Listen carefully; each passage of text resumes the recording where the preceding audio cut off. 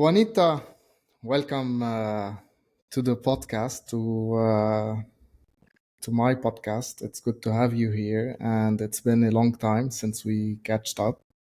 So this podcast is made for entrepreneurs and for especially solopreneurs and everyone that is looking to switch from the corporate world and maybe is beginning their journey right now and would like to get some insights.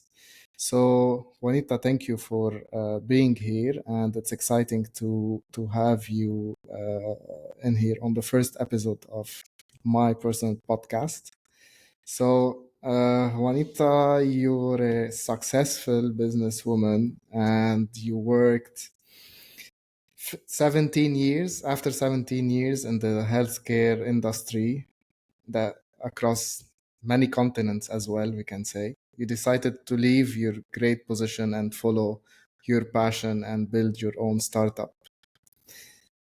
And you're also a mother of two girls and four girls, actually. Yeah. And how can you do all of that? How are you managing? So tell us a bit about uh, the start, from the start. Let us talk a bit about your journey in the corporate world, in the healthcare system. Thank you, Carl. I'll start by saying thank you for having me on your very first podcast. That's quite an honor. So I'm going to start with your last question first by saying, how do I do it? I do it with great people like you.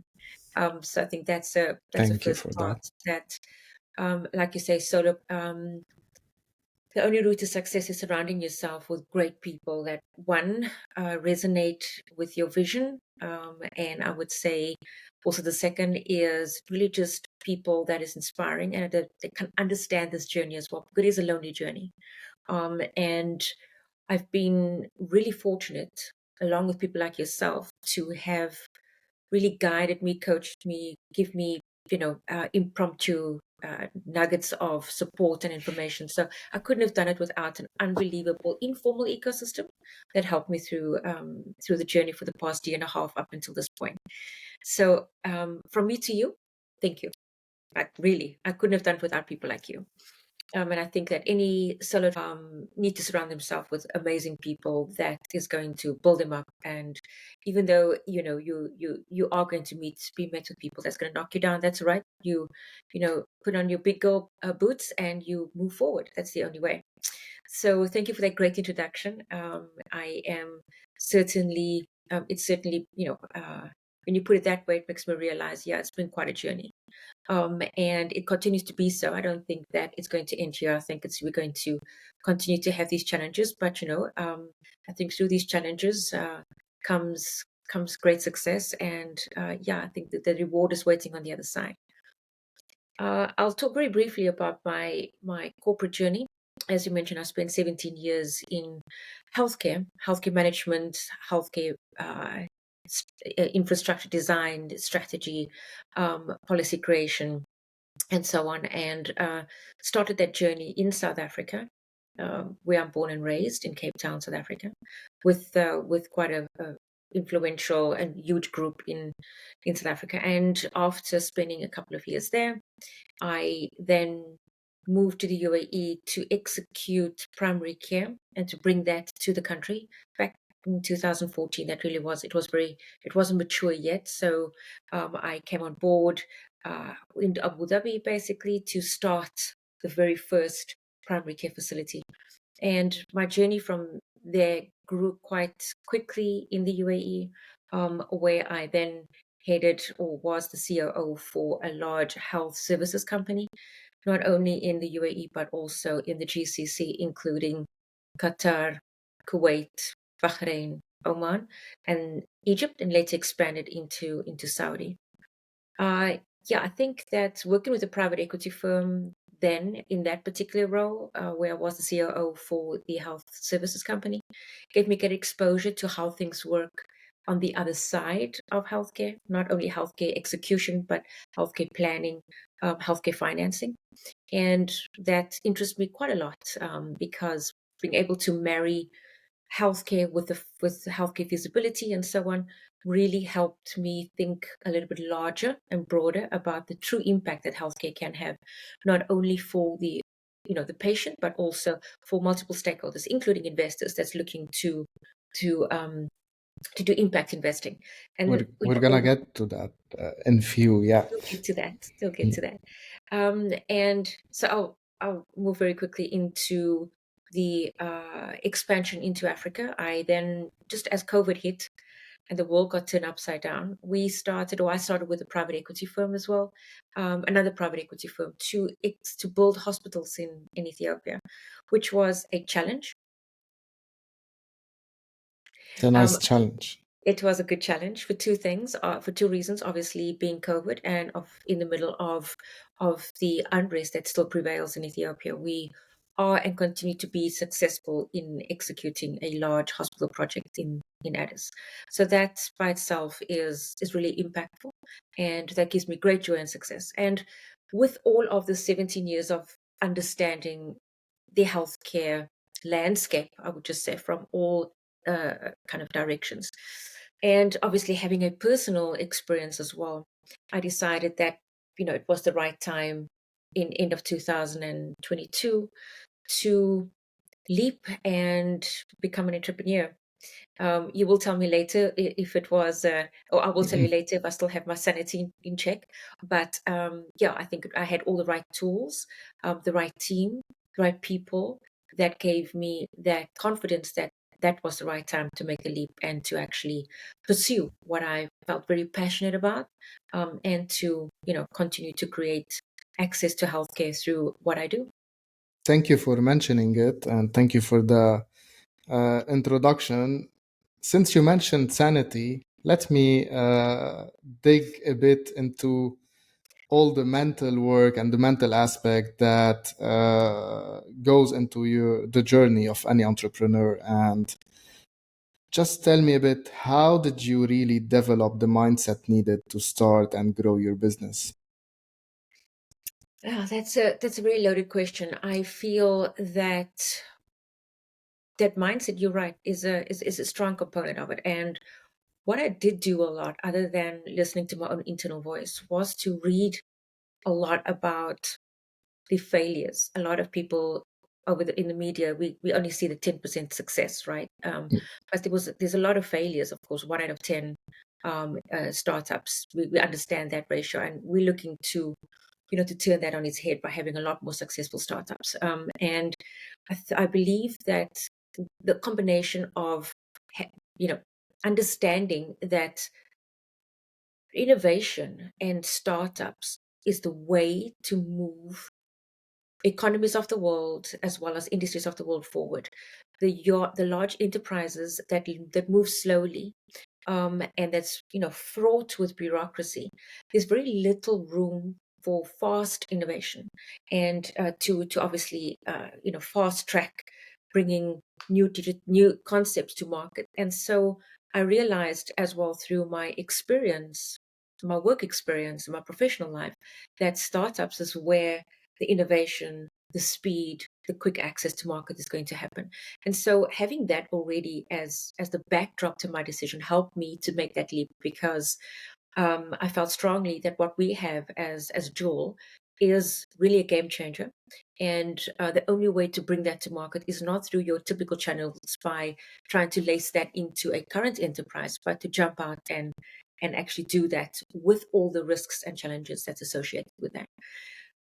What I did also as a starting point was to very early identify and do a risk mitigation um, strategy, I would say, or documents, and where I listed a lot of the risks and that could potentially come our way. And alongside that, also listed the mitigation strategies that we will be able to execute within the remit of our core team. And so that gave me a lot of confidence I try to do it not very scientific, but more on a gut as well, to know that these are things that we can overcome. But I think it was still helpful to do the risk mitigation, put it on paper, make that decision, and know that there was sufficient stakeholders that was running alongside us that would have caught us if we actually had a blunder. We did have a couple of blunders, of course, and pivot points, but it just made us stronger and more cohesive as a team. And yeah, I think that there were moments where you think, "Are you crazy to be doing this?" And so during those moments of insanity, I felt that now looking back, it was normal to be feeling that way. The vision and the passion pushed me forward, really. So I think one of the strongest messages that I will say is, if you're not, as an entrepreneur, if you are not passionate about what your vision is or what you are bringing to market, I think it will be a hard grind. And it's easier because I'm convinced and convicted about what we are bringing to market. And I think that is the base of my sanity. Amazing. And can you tell us a bit about some of your daily habits and routines that contribute to your mental well-being and overall business success? Okay, that's a great question. And so I'm a follower of the principles of Stoicism. So my daily activities would be starting with some passages or some reading on Stoicism. I am particularly fascinated and find a lot of solace and core principles and alignment of my own virtues through reading the works of Meditations by Marcus Aurelius. And I go deeper into that to see how I can implement those practices and lace that into my not only my personal life but into my business life as well. And this I think it's a lot about leadership, and I think it's more ancient leadership and one of the greatest emperors to have existed. So if he can do it, I feel so can I, and I can take a lot of the leaves out of his book I to like actually, that. yeah, I think it's very If fascinating. he can do it, so can I. Yes, exactly, right. And I We'll think coach you he, for it. yeah, and I think he left these wonderful his journals for himself, though it was his own personal, writings to himself to remind him to be humble through his leadership. And I take that on board, in terms of, while I don't journal, I do a lot of the reading and rereading and trying to interpret that into and enlace that into my daily decision making, dealing with people, dealing with setbacks, dealing with the naysayers, the doomsayers. We all have that, right? And of course, how to deal with my team as well. As we're on different continents, we come from different backgrounds, but we all need to move together in one direction. So I think those principles of leadership is key for me to align our team and to make sure that we chug along in the right direction. Amazing. And so, in conclusion, I can say that reading and meditation is a big part of your daily routine. Absolutely. I Absolutely. know you like podcasts as well, and Yes, you listen to a lot of podcasts on the go I do. instead of listening to some music sometimes. Yeah, Correct. so I tend to do the same, and I feel also that reading is a major factor to growing your intellectual skill set and your mind shift and getting to know new stuff. It's easy to read them and to listen to other people, and that is one of the main reasons why this podcast was created, Yeah. because I want to reach people and let them, if they took out 1% out of every single person that they're encountering along the episodes, that's amazing work. And I know from a fact that you also believe in the importance of mindset and the journey of the entrepreneur. You read a lot about it. What advice would you give to someone who is struggling mentally? Wow, I think that is such a difficult question to answer, Carl, because everyone, and obviously working in healthcare, I completely understand that where I am at is might be very different to where someone else is at. Um, but I think that our internal gut feel is always on point. And, they always say, you feel it in your gut. And there's a lot of truth in that, and physiological truth in that as well.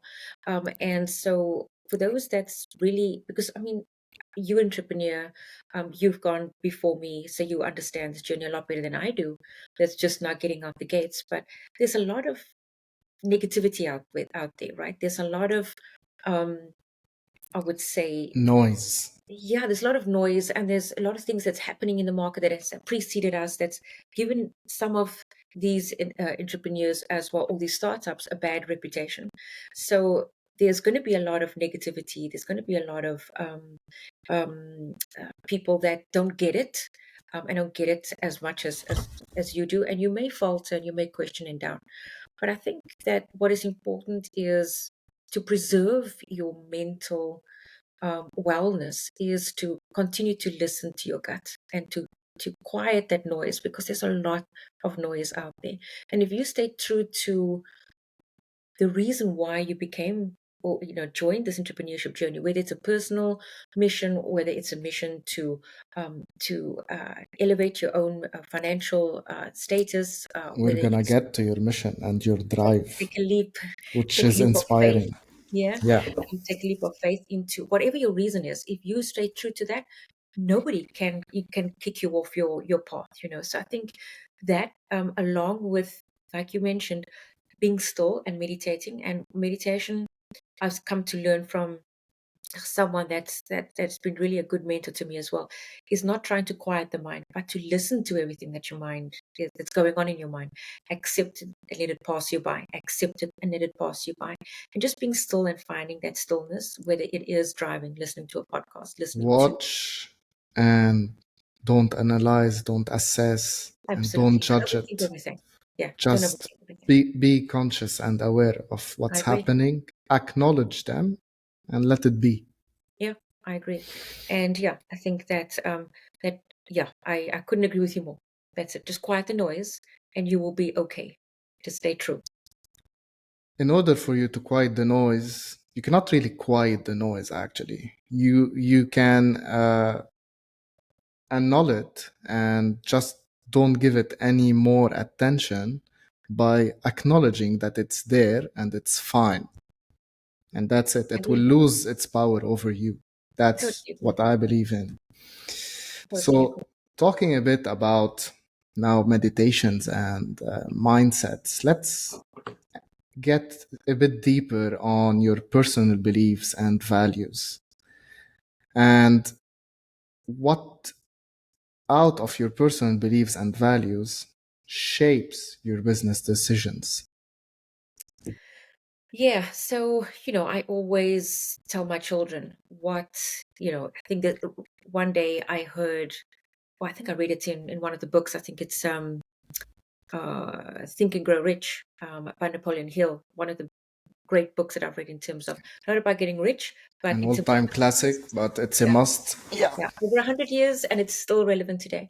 And one of the points in there was, ask yourself what is more important than money, and two things that's more important than money, and that will be your value system. And for me, that is family and security.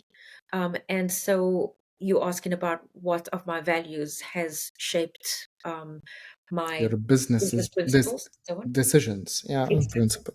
And so family for me is absolutely my bedrock. It is everything. And without that, I think that I wouldn't be where I am today.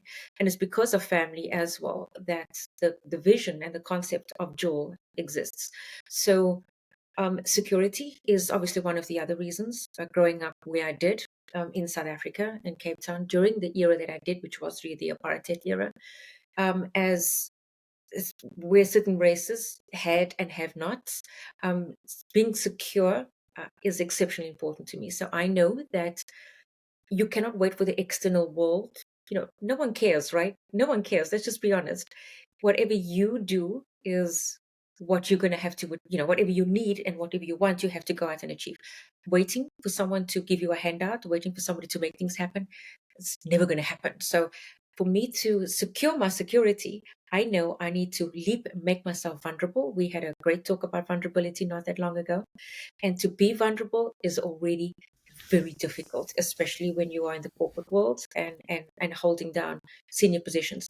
But I feel that being vulnerable helped me and continues to help me to move my value system forward, which is security and my family.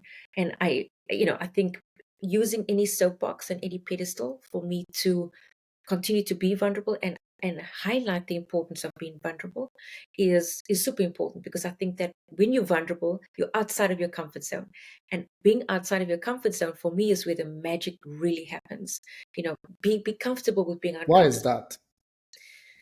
I think Is we it are becoming a trend or it's really something tangible and anyone can follow? Because I yesterday night I was thinking about it. And for me personally, it really is. I was living my life when I was young and You're afraid still of young, getting, Carl. You're still a no, baby. when I was a real baby, uh, I was fearful of getting out of my comfort zone. And that is why I was stagnant till I was like 15, maybe. And that is where I became a rebellious Mm, teenager and went out of board. But getting out of your comfort zone is really where things happen yeah. and where the shift is created. Some people would disagree in that. Tell me a bit more about your experience in discomfort. Certainly. So don't you think that we are all creatures of habit, right? And so when we have a routine, when we have a habit, when things are comfortable, um, when we know and things are predictable, we are happy. That's our happy place. That's our concept. That's our status quo. Um, like we always talk about disruption today, and you have this disruptive strategies, disruptive concepts, and whatever. And when things get disrupted, that's when true change really happens. And while that is true for business, that's also absolutely true for self. And I believe that you don't need to hit rock bottom for you to realize that you need to actually be moving into a different state of discomfort. You can consciously move into a state of discomfort. And when you're in that state of discomfort, force yourself into that state of discomfort. That is when you will start to think about things differently, where you will see the world differently. When I was moved into entrepreneurship through grief and a grieving process. And when now, having being on the other side of it and looking back, I didn't need to, move out of my move into entrepreneurship through this significant process that happened in my life. It could have happened a lot sooner, but because we are so used to being comfortable with what we have and what we know, the unknown does scare everyone. I mean, we are where we are with Joule, there's still so many unknowns, right? But we are facing it and bracing ourselves for it because we are mentally prepared for it. Because through this whole process of a year and a half, we know that we're going to be faced with so much discomforts and so many pivot points. And that pivot points basically is, and when you talk about moving into discomfort and moving in out of your comfort zone. Where we are, we go down a specific route with the company. We're kind of convinced that this is the way that we're going. Then something happens and we need to pivot, and that is exactly how I see on a micro level how comfort zone really works, right? So we made a decision. We have a work stream. We get down that route. We're in our comfort zone. We know it. Yes, yes, yes. We chug along. We hit a wall. Discomfort. Out of our comfort zone, move to the next thing. And so we're constantly moving from comfort into discomfort. And I think at the end of it That is is when that is something where wrong. you create the updates and the Exactly. newer versions, and this is where you level up your Exactly. product and your business. And I know the And that is true. walls and Yeah. how you're conquering the obstacles. Yeah, I would like to hear more about that 100%. in a few. 100%. And this is true to the self as well. We need to constantly put ourselves in discomfort to continue to grow, or I think, I think it's also okay not to, but if that is what you're looking for growth, the only place that growth is going to happen is outside of where you are comfortable. That's my personal belief, at least. Amazing. Thank you for sharing that. I want to go back to something that you just mentioned, which was you went into entrepreneurship through grief. Yeah. And that was the shock that created this leap or this change of direction in your journey, in your path, and in your life. So, uh,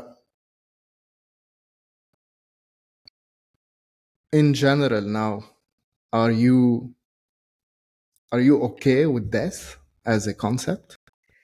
Wow, that is such a great question, and I think that Is I'm it gonna I'm is gonna answer. death is death something good? Well, Carl, this is a wonderful. How long do we have on this podcast? We're going to talk all week here. So We have yes. all the time that we need. Oh, wonderful. So, how how I see this is, and my perception on this is, death is inevitable. It's coming for every one of us, right? And there's no escaping it. It's the one thing that is known. Everything else in our life is not known. And we only have control of our mind, right? We don't even have control, if you think about it, over your body.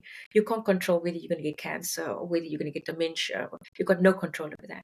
You only have control over your mind. And my mind tells me that it is best to view death as a destination, and that is something that's unavoidable and that cannot be evaded.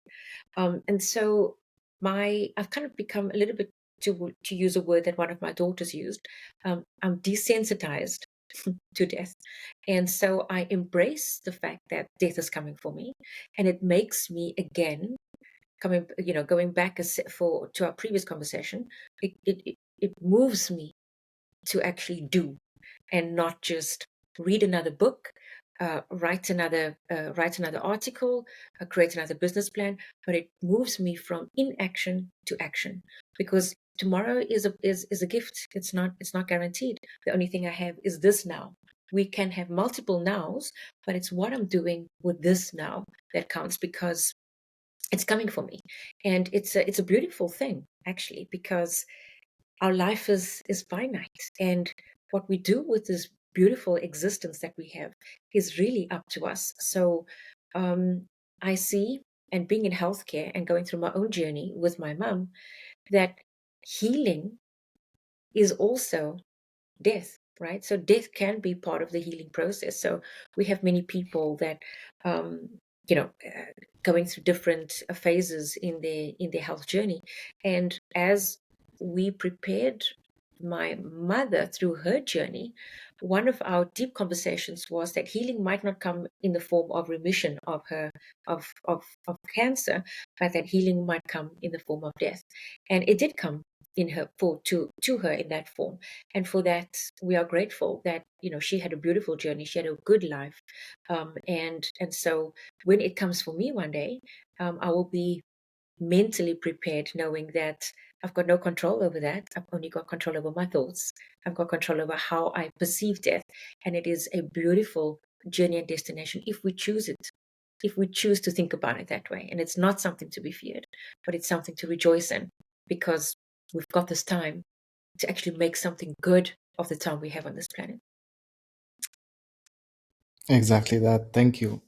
Thank you for this reminder. And there's no start without an end, Yeah. and there's no end without a start. So it's a full cycle that we go in. And I do believe that your story is really inspiring, and how when your mother was going through her cancer journey, and you were with her trying to do your best, and after you lost her, you dedicated now your whole life to create a solution that you feel was missing back then while she was going through that.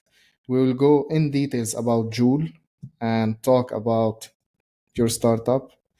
But before that, I want to shift to a bit more towards the physical wellness that goes into Juanita's day to day life. Just tell me a bit about physical health. Does it really impact your productivity and business performance? Do you feel that you have to integrate wellness and movement into your daily life? Carl, 100%. I think that, and I think as we've all have read, the successful CEOs, sorry, excuse me, of this world, they do three things. They eat well, they exercise, they meditate. And so, give me a second. Sorry, excuse me, I just got a frog in my throat there. Mm, So my mindfulness comes from running. And it's the only place where I find great my best thinking, my best me time, where I go completely inside my head, where I switch off and I can actually create as well. So, they talk about the runner's high. That stuff is real, let me tell you, because after a really great run, you feel like you can conquer the world. You feel, or at least I feel, just absolutely high on endorphins and that there's nothing that's impossible, right? I get my best thinking, my best work done after a good run. So I try to keep a very strict regime of running a few times a week, at least 3 times a week. I yoga. I think that is a very good practice to have. And I, of course, during the yoga, which type of yoga? I do all kinds. I do all kinds. I do the vinyasa. I do the deep flow, or the gentle flow. Sorry. I'm only on vinyasa 1.5. That's all I can manage right now. I do the sound baths. I think the sound baths are fantastic for alignment as well. And then of course I do the breathing exercise. The I've breathing tried a sound exercise. meditation Yeah, last it's week. It was beautiful. great. It's lovely. Lovely journey. I do want to do, and I've got it on my bucket list this year to do. We should do the silent retreat and the silent yoga, which is the vipassana. Mhm. So I do talk a lot, so it's going to be a real challenge, and outside of my comfort zone, coming back there to actually do a 7-day vipassana. So that is on my Where are bucket. you gonna do it? Second half of this year. So I'm looking at October, and I'm looking at places right now, so to do it in. So yeah, so I think the Somewhere yoga. like Tibet and something like that. Yeah, I think there's a great place. I've seen some great Vipassanas as well in Spain. Sri Lanka is also amazing. I did a yoga retreat in Sri Lanka, which was amazing. So I do treat myself to these retreats because I think it's necessary, really, just to switch off. And you need to just, like spoke about the noise earlier. You've got your personal life, you've got your professional life, and you've got your own mind, which never shuts down. So I think that having this me time and actually just going away for a retreat, to treat yourself to a retreat, is so important if you can do it. So I think that is so essential to continue to be present and show up every single day for your family, for your team, and for your cause and for your vision. So yeah, I think movement is essential. I cannot do it without being active. I But also do what have. about time management? Sorry, what's that? What about time management? How would you integrate all of that in your busy schedule? Yeah, I try to. I know that this is a social media platform, but I try to really stay off socials. Um, Okay. Meaning, the what do you call it? The doom scrolling. I don't subscribe to that in my personal life. I prefer to really use my time and structure it effectively by, as I mentioned earlier, to start the day with good readings of the Stoics, then to plan out the day in terms of to create a good to-do list, and then to get to the things that is the hardest to do first, and the things that's easier to do, I leave that for later. And of course, I do need to plan time for the family as well. I think that's an important part. I do travel quite a bit, so being away from them is difficult, and so I do try to make time to engage with them on a regular basis. And there I use my socials, on the family group chats and so on. But yeah, I try to stay away from things that doesn't add value to my life, or that doesn't give me kind of, what would I say, that impacts my waking hours effectively. So if I am not working, spending time with family, spending time on the me time, I have to do something more productive. So if it's not research, I spend a lot of time on research. So if I've got some downtime, I spend time researching and building skills that I don't have. So at this moment, everybody is, and we all the rage is on ChatGPT and AI, and the worry about singularity that's coming for us, and you know AI being sentient eventually. All of these chatters is just additional, I would say, noise. So what I try to do, instead of fearing it, is really to try and get on top of it. So I'm trying to do and teaching myself new skills right now. So I'm enrolling in courses, for example, to do You're uh, learning prompt, new to languages. prompt engineering. Yeah. So I've been using ChatGPT for a while now, but now I'm trying to be more proactive with it and try to get ahead of it by being a better prompt engineer. So doing some courses on that, and so those are the times that when I have downtime, to use it productively. So I do allocate downtime, and I do manage my time accordingly. But drinking tea with friends is important, but I would forego that to learn a new skill. Let's put it that way. Great, great, great. So, if we want to sum it up, what advice would you give to entrepreneurs that are neglecting their physical health? Don't. eh, That's it. It's just like, you cannot, because your physical health leads into your mental health. And for you to move your company forward and to stay true to your vision and to quiet the noise, you need good mental health. So physical health leads into your mental health, leads into productivity and moving your company forward. Those three, in my opinion, is intrinsically linked. And so I feel that um, it's crucial. It's integral to your success, being physical and preserving the mental health. So preserving your physical health and preserving your mental health will make sure that you have a stellar and a kick-ass business. Great advice. Thank you for that. So, let's get deeper into Joule. And Joule is your startup. It's a tech startup inside the healthcare industry, right? Correct. Can you tell us a bit how, what kind of issues, firstly, you faced while your mother was in her cancer journey? What was the real issue there? Yeah. So as I mentioned, as we discussed earlier, I've been fortunate to have spent 17 years in healthcare, in the healthcare sector. And so I am able to navigate the system well enough. My mum was based in South Africa, so I have a good network in South Africa, and I have a very good network outside of South Africa as well. And so my mum was going through her chemotherapy, and during COVID, that was very trying and very difficult. My niece was just at that time, due to the COVID layoffs. She was one of the casualties of the COVID layoffs, and she was unemployed. And we decided that because mum was having difficulty being safe at home, uh, after her recurring chemotherapy treatments, we placed my niece with my mum. And what we found was that my niece, had many questions and difficulties in and challenges in terms of caring for my mum. She was scared to make certain decisions, and she was unsure a lot of the times about the decisions that she was making. So I would find her constantly communicating with me. And there was some really, crucial points where I couldn't answer her or give her proper advice based on my knowledge. And so I roped in a very good friend of mine, which happens to be a stellar nurse. She also was a CEO of her own company. And I roped in another good friend of mine, which is a well-known and respected CEO in the UAE for a large hospital group, and another friend of mine, which is also a physician, a general practitioner.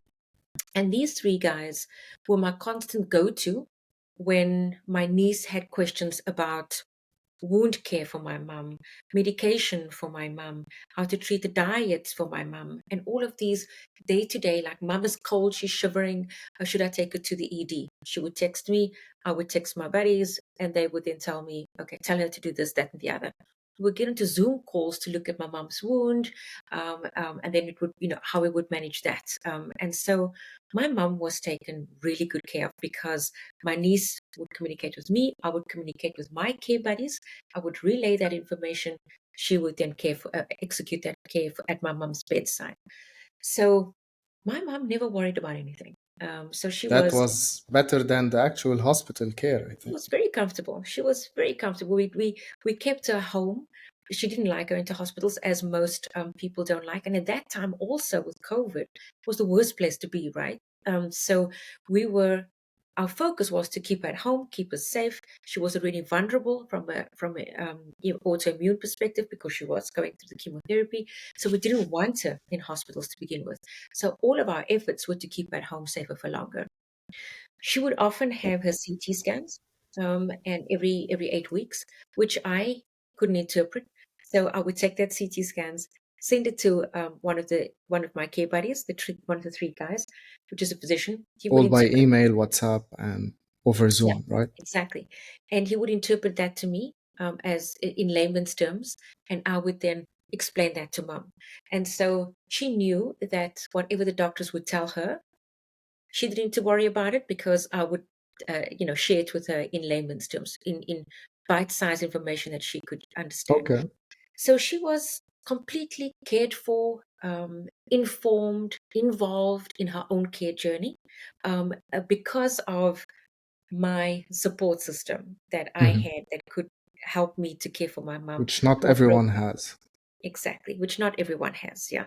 So she would often say to me that she is so fortunate to be able to have this support system around her. And what does other people do? And that prompted me to, after her passing, to really, execute and her legacy and to be true to her legacy. Because she lived and she went through her journey with the thought that so many people have not, and she had. So she was always worried and concerned about the have nots, right? What do other people do? And once she passed, I realized that through her, her death for me was a great gift because it made me realize that there's so much more that can be done and so much more people that needs to be reached. And she highlighted that for me in her living, and in her passing, that through my being still, being understanding the entire journey that she's gone through, I can package that into a concept, into a program, into a platform that can be used globally, that we can help informal caregivers to not be fearful about making decisions, to not worry about how to execute the next phase of care, not worried about how to interpret what the doctors are telling them, how to handle a difficult patient, how to care for their own mental health, mental well-being of these informal caregivers, how to care for their own physical well-being as well. We can do that with a simple platform. Simple, I'm saying it's simple, but you know what I mean. But by having a solution in your pocket, will We're be gonna able have to to help simplify it now. informal Correct. caregivers. Yeah. Okay, so let's simplify it then. What does Joule do in a sentence? Yeah. Thank you, Carl. So, Joule is a digital platform that is aimed at providing informal caregivers with support, advice, and information so that they can more adequately care for their patients. And we take the fear out of caregiving. That's Wow. one sentence. Wow. That's it. I love it. Yeah. I believe that uh, Joule is gonna be a real game changer in the healthcare industry, and I personally am convinced that it's a game changer and it's gonna be disrupting the way we now live in a digital world, and all families are not living. You don't have your grandmother and your grandfather with you living till you're 50 years old. And we don't have this anymore. We changed. Everyone is in a certain part of the world. Everyone is living and working and having their small families around only.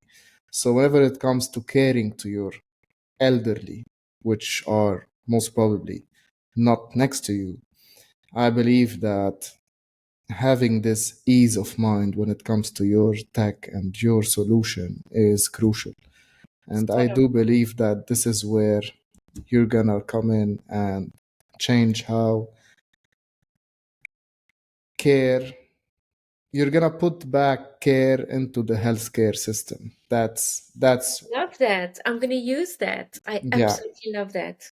I love that. And thank you for that and that vote of confidence. That's exactly. because healthcare is not caring anymore. It's only personal conviction. It's only a machine printing industry that is only focusing on how to generate more profit. I am sad that you feel that way. And I'm sad that it has. You're not the first person that's telling me this, of course, right? And it's economics. We can't get away from that. But in the same token, if we can, healthcare needs. I think we need to do more to democratize healthcare. And through Joule and through all my efforts in the other projects I'm involved in, it is to advocate for health justice. And I feel strongly about that. I feel that access to care is a basic human right. And if we can get to that, but still being economically viable, then I think it's a win win situation. But more needs to be done. More needs to be done to change perceptions like you have. And that the only way we can change that is by being and doing more to change that. Being more, like you say, actually, you're right. I like that. I really like that. Putting the care back into healthcare, right? So it cannot only come from a place of what is the bottom line, what is who's going to get the most financial gain out of this. It needs to be spreading this as far as wide as possible and breaking down those barriers to care, which is acceptable care, affordable care, and accessible care. So if we, through our efforts and our mission with Joule, can start to chip away at that block, I would feel very comfortable when my death comes for me, right? Because ultimately that's what we're striving to do, to make access to care a lot more affordable, accessible, and acceptable in every part of the world. Wow, lovely. And that would be your legacy. And that's what I know you want to leave behind. And it's Absolutely. really lovely and heartwarming to hear that. And one more thing talking about Joule. So where is currently the startup? At which phase? Tell us a bit about that. Perfect. So thank you, Carl, for that. It's been a journey. We have accomplished quite a lot in the past year and a half. We are now in the validation stage and product market fit stage. So we are testing the prototype with a cohort of users. And as we, of course, gain that insight, we then iterate, we create the product market fit, making sure that we've got the use case just right. We plan to launch and go live and go to market. We soft launch, of course, with a prototype, but we plan to go live in March 2025. That is a lofty goal, and we plan to make that. The team is working really hard and diligently so that we can reach that. So yeah, we are excited about getting this into the hands of as many people as possible by the first quarter of next year. And that is only going to be possible by having the support and the camaraderie of people like you and getting the word far and wide out there, and making sure that we've got a great go-to-market strategy and a marketing strategy. So yeah, I think that we are on the right track.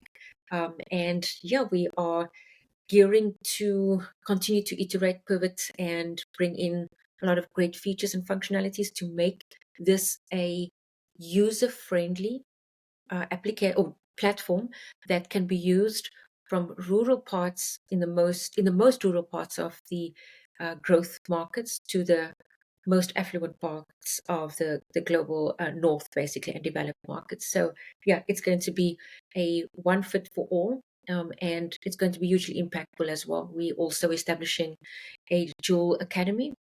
We were aiming to upskill 15,000 informal caregivers to formal caregivers, certified caregivers, within the first 5 years after go live.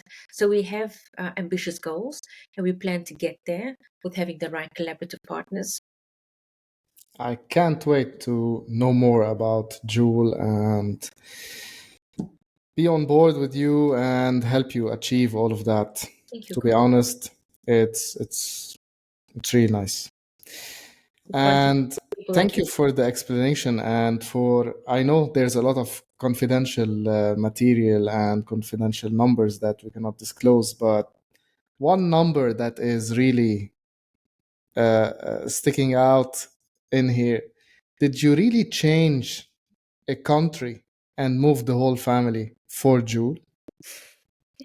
Yes, I did. Yes, I did. So we are establishing in, or we are launching the So soft just launch. just to put a bit of context, after 17 years, or how many years in the UAE? 10 years in the UAE. After 10 years in the UAE, and after being, can I say it, married Yes, twice, having four daughters, you yes, decided to take them and move countries just for the sake of establishing the startup. that's correct. That's correct. And I don't know. I mean, you can edit this piece out if you want.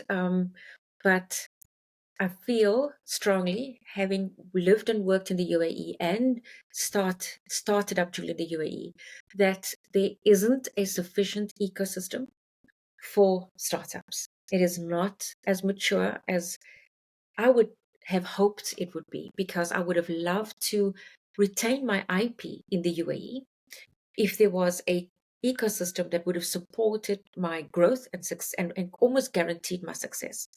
The Netherlands have that wonderful ecosystem that is almost guaranteeing that you, through the first year to two, have the best platform to reach the success that you need to sustain and to grow exponentially.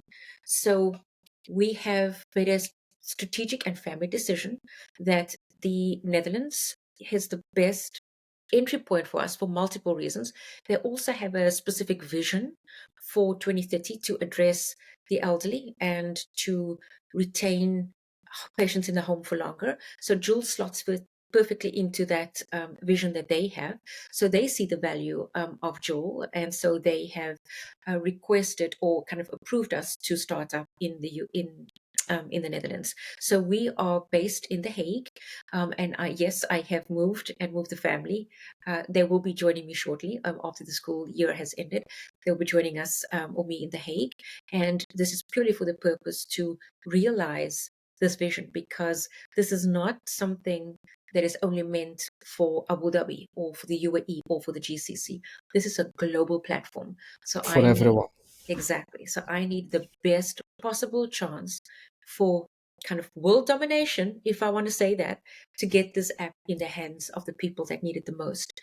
So the Netherlands gave me that best opportunity. So yes, this For is everyone hearing and watching us from the UAE healthcare system, guys, you have to reach out to Juanita and Jool and see what you can do to readopt this startup and benefit from it. And yeah, I think soon they will realize that they had to maybe give you more. I don't know, but I hope that you did the right thing by moving out. It's not an easy fantastic. move, especially with four girls. Uh, how old is the eldest? The oldest is still in Dubai. She lives there. She's 27. And Okay. so the 17-year-old and the twins of 14 will be joining me here once the school year ends. Yeah, so they are pretty excited about it as well. But they also do understand that this the reason for this. and that this is their grandma's legacy. And so they are fully on board, and they've been so involved in also creating Joule.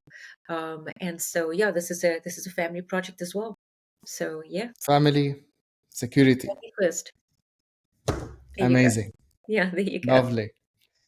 Okay, so talking about Joule, can we talk a bit about investment rounds, Certainly. preparing the pitch decks, any advices, tips on how to properly pitch your business Yeah, and how to do that? Because it's really rough waters when it comes to, especially solopreneurs getting into their own startup and trying to figure out how to create a sales pitch, where to find investors, how to pitch my yeah, investment,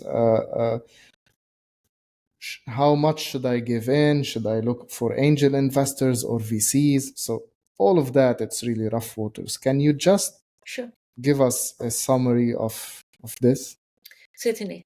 So I'm going to start by telling you, by talking about the pitch deck. So there's a lot of emphasis on creating a, amazing pitch deck. And the one thing that I've come to realize is that you're going to be working that pitch deck forever, because every conversation will require a different version of that pitch deck. And if you give your pitch deck to 100 people for their opinion, you're going to get 200 opinions back. So everybody's going to have an opinion. So I think that spending time on a pitch deck is necessary, but it shouldn't be your primary objective to work and rework the pitch deck. You're going to keep on reworking that pitch deck. So it has to be good enough to go. And if it's good enough for you to go, then you are good enough to go. So I've listened to a lot of people trying to tell me to add this, add that, add this, add that, and I've done that and wasted a lot of time doing that. I think that, and somebody told me, and I've got some good advice. It's you're good to go, build the product, right? And I think that was one of my mentors told me that it's yes, you need to raise, right? You need to do your pitch deck, you need to establish the company, you need to build a team, there's so many must do's, but the most important thing is to build the product. So while we were creating the pitch deck, while we were doing the investor mapping and starting to go out to the different investors and bringing on our senior advisors and deciding, negotiating equity and so on, and the structure of the company, we will still continue to build the product, because that cannot stop. And I think a lot of sole entrepreneurs get caught up in the administrative part of it, i.e., doing a cap table, creating the pitch deck, doing who's going to be my co-founder, going to Y Combinator and looking to find a co-founder. And I think it's a lot of that's the noise I spoke about, right? And a lot of entrepreneurs, I think even you told me this, build the product, because if you're going to investors in any case, right, at some point, then you got to have something in your hand in any case instead of just a pitch deck. And so I'm going to move now into pitching. And at this stage where we are, a lot of the talks around the table and interests, we got our first anchor investor based purely on who I am, the story, and the team. So instead of spending all this time, and money on developers to develop the first version of it, or creating the most perfect pitch deck or whatever, is to develop your story, to develop what it is and why you are doing what you're doing. Because ultimately, your initial investor is not going to buy into your financials, right? I did multiple sheets on financial feasibility, only to be told they are going to be bought into you and your concept, not into multiple sheets, because that is all just projections and forecasts, which is good to have. I think it does give you direction. I'm not saying don't do it. We've done it, we've worked it, we've reworked it, and it's great because we've kind of have that is also part of our pathway. So I do believe that having a good financial feasibility is helpful, to be having those conversations, because ultimately it is going to come down to money. But continue to build the product. All of the other things on the side is essential to do, but it shouldn't be your primary focus, and it shouldn't detract you from building the product. And I hope that answered a lot of the questions. I do want to talk and want to say this because I'm going to coin this and I'm going to work toward this eventually. Today, companies are valued, or the valuation of the companies is focused on, we've got the multiple valuation strategies that we can look at. Ultimately, it comes down to, creating a unicorn, 100 million US dollar valuation company, right? Ultimately, like what we speak in the team, and we have got this philosophy that we want to be a company that our valuation is not based on number of dollars, but the number of lives that we impact, right? So I would love companies of the future to be valued on the number of lives that they impact, or how their industry is impacted, and impact the environment. So I think we're eventually going to move toward that. I would hope that we do. But for now, there's a lot of emphasis based on company valuation. We've just gone through the process now because we've obviously have our anchor investor on board. And so we had to do multiple iterations on valuations. And that's okay. It gives us a good running start and a good idea of where we're based and where we've, and, kind of how to have our negotiations when we get to term sheets and get into the more sophisticated investors. But it shouldn't be the be all and end all. You also asked me about, one of your questions was about how to approach, or when to approach what type of investor. Because we are at this initial phase, we started doing the Fools Family Friends round. And we've also started to look at persons of high net worth individuals, which is your angel investors, to offset. And this is one thing that I learned from some really sound advice I got from my mentor. No matter what, as we bring in investors, we need to dilute. And so we are trying to slow down the dilution by actually filling our first ticket with 50% investors and 50% subsidies or grants. So, I mean, that really depends on the industry that you're in. But if any solopreneur is out there, in an industry that you can raise grant or subsidy money in your initial round, I would strongly suggest to investigate that route before going out and actually just giving away equity from the outset or from the jump, basically. So any way that you can retain your gold in the early stages, to do that with grant money, which is obviously non-equity based or non-equity linked grant money. So to retain your gold is my advice as far as possible, and to build the product. That's crucial. What a great advice. Thank you for that. And I do believe that really you covered all the questions that I had Great. in mind concerning the business pitching, the investment, the rounds, the decks, and the valuation. Yeah. And it's really insightful. And I just want to comment on few things that you just said, which really marked me in a way, because company valuation, if you value it by impact and by lives changed, which means you want to value your business in terms of what value did it really give or provide to humanity as a whole. So that is something I think is missing in nowadays lives and in the current business system. I'm not going to generalize, but a big chunk of the companies out there and the startups out there are really only for the money, the numbers. Money is important. We cannot dismiss money. Yes. It's really something amazing. It's a great tool. It's a great also security metric. But it's not only that. We as a human beings should be working towards humanity and helping humanity thrive. And I do resonate a lot with your vision and your mission. So thank you for reminding me about that. That's a lovely message out there. It's butter. I As be happy.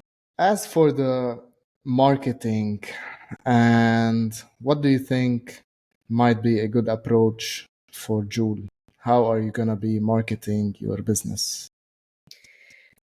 That's a great question. So, firstly, I have a great team of a great company that I'm going to be doing this with, which is Morph. Yeah. There is no one else that we will I, be doing this with.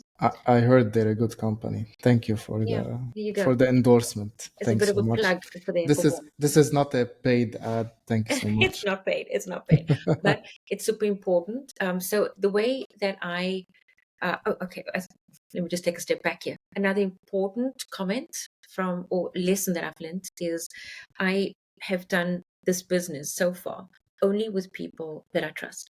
That is, and I've built a relationship with. So building a relationship eventually means trust, and so with that, I feel that we've had great success in moving the product, in moving Joule forward. Marketing and how we plan to market. Once we have established our product market fit, once we have established our go-to market, we are probably looking at a B2B2C approach as well as a B2C approach initially. Then we would be using and kind of involving Morph a lot more in our marketing company a lot more in how to go to market in this particular market that we're at, right? So every region is different. As we enter the Netherlands, we need to really understand what works here and what doesn't. We will move very quickly after that into Germany and then into the UK and then into Africa and Southeast Asia. So the marketing approach will need to be customized, I would say, for every region. And Of so course. having a marketing partner that understands our vision, what we're trying to achieve, and help us get there is super, super important. So at this stage, our strategy is still, as you know, in white paper. But at least the good thing is we already have a partner on board and we can pull the trigger when we're ready. And I think that's important. So, I mean, that is one of the key things that I've done very early, is to line up our key stakeholders that's going to give Joule the best chance of success, so that when we're ready to engage with that stakeholder, we don't need to be doing complicated contracting and negotiations and going out to find who the partners are. We have them ready to go, waiting in the wings, and it's a good way just to move forward with speed. Straightforward. I love that. Mm. That is how it should be done, I believe, and I wish that more people can see the value in building the right connections. And I do really value our connection. And having you as a friend first is amazing, and Yeah, having it's you as a client second will be, I'm pretty sure about that, will be more amazing. we're So going to change the world, buddy, one life at a time. we should, and we will. Absolutely. So I want to just wrap up with one big topic that you love to tackle, which is how did being a woman and a mother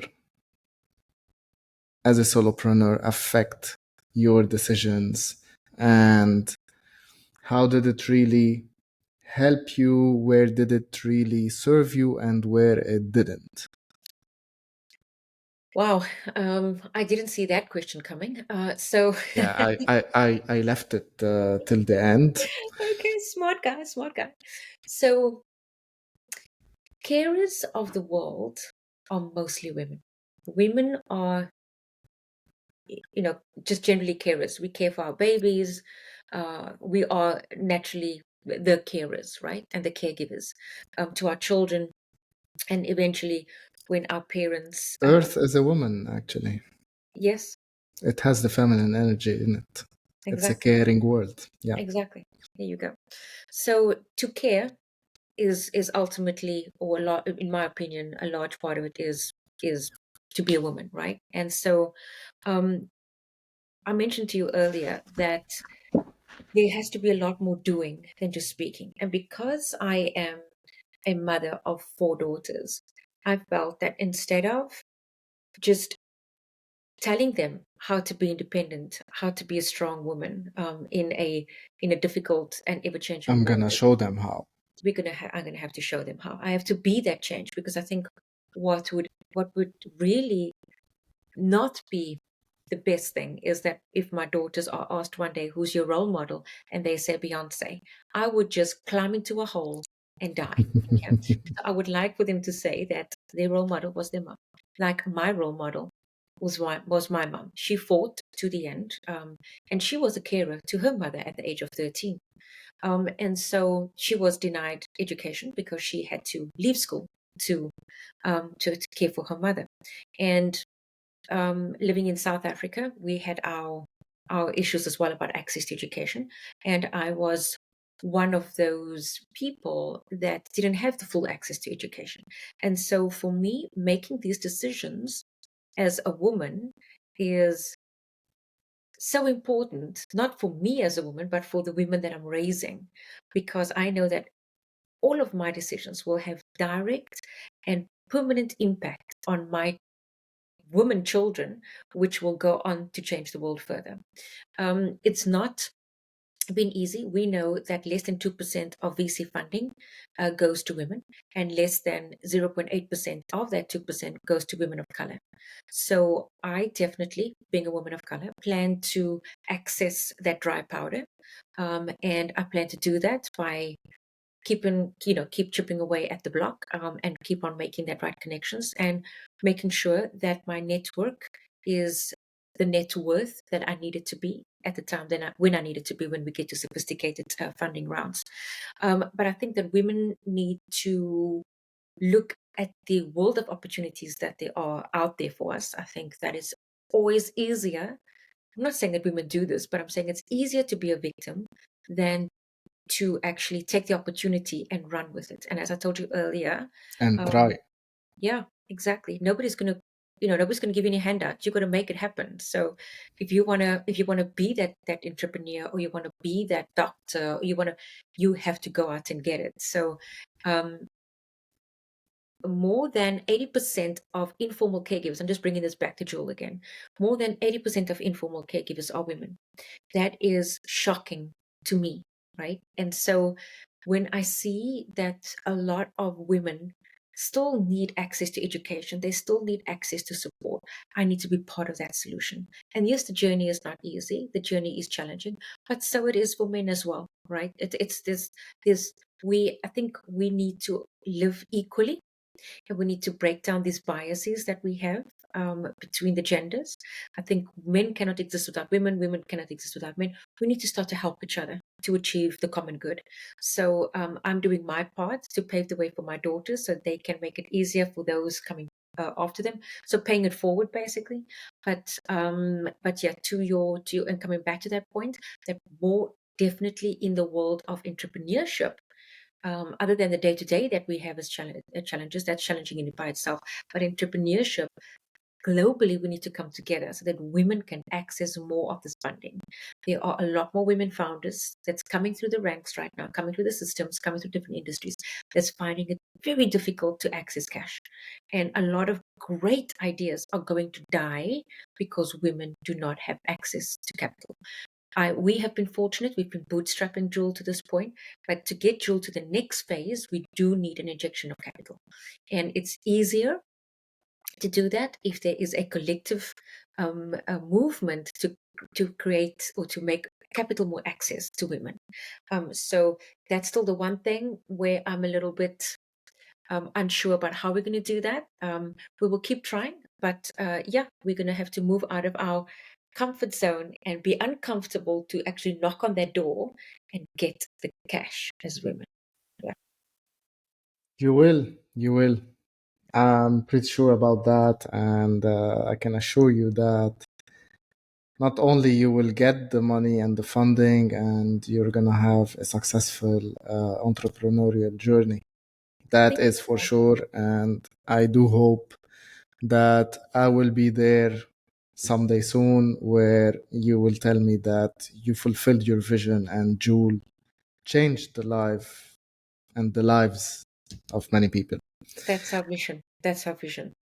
I love that. I have 1,000 more questions, and we can go on and on and on, but it's been an hour, 15 minutes so Yeah, far. felt So like 15. for the sake of wrapping up and not being too long, maybe we'll have a second episode soon where we can dig deeper into the entrepreneurial journey and all the possibilities and all the advices that you can give out. Just before we wrap up, I I would like to hear from you if you have any last thoughts, advices, anything that you can give out to the listeners and to solopreneurs or even the employees that would like to get into the entrepreneurship journey. Thanks, Carl. I think I would like to say that I have been so cautious not to ask, and I've been given good advice, and I'd like to, pay this forward and continue to share this advice is to ask. I think we have so much reservation and about asking, and we'll be surprised if we ask for help, if we ask for support. People are willing to give. So, as a last kind of parting word, I would say just as you're thinking about your concept, as you're getting out the gates, even if you are much further down the track than I am, I think it's my, kind of my guiding kind of light right now is to ask. If you don't ask, you don't get. And so many people are willing to give their time, their ear, their networks, their support, their money. Just ask, and people will pitch up. People will show up if you ask. So don't be afraid to ask. Just that is also getting out of your comfort zone, because people don't like to ask for favors. People don't like to ask for advice or for help. So ask, ask, ask. And I'm doing that. And I even asked you, right? I asked you a few times. I mean, I'm not afraid to do You that did. here, because I know that if I don't ask, I will never know, and I'm not going to get. And you can only be successful if people are going to support you. You are not an island, even though it feels like it sometimes, and it's a lonely journey. If you ask, you will be surprised about the people that's willing to help. So yeah, there's a lot of us out there that want to help, and I'm willing to help as well. In entrepreneur that wants to reach out, I'm available. I will make time available. Of course, it's not even a question. But ask, ask, ask. I asked you to be my guest on my Yes, first exactly. podcast episode, and here Yeah, you are. So yeah, thank you for that.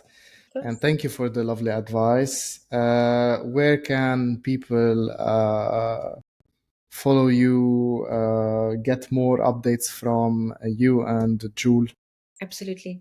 So we are on all socials. That is Facebook, LinkedIn, Insta, Twitter, and so on. But I suppose the easiest way is through our website. I will put them in the Yes, description of the video as well. perfect. You can do that. That would be great. In the comments here, and then it's just joule.health, where you can find us, and all the information is there. Amazing. Thank you so much, Juanita, for your time, for Thank this you. lovely episode, for being open, vulnerable, transparent, and I learned from the the best, Paul. I learned from you. the lovely and caring human being that you are. And I'm looking forward to the launch of Joule, and we'll get some updates from you really soon. Thank you so much for your Thank you time. for the time. Thank you for having me. I really enjoyed our chat. I really enjoyed it. Thank you, Thanks so Paul. much. Catch up For soon. the support. Catch up soon. Bye.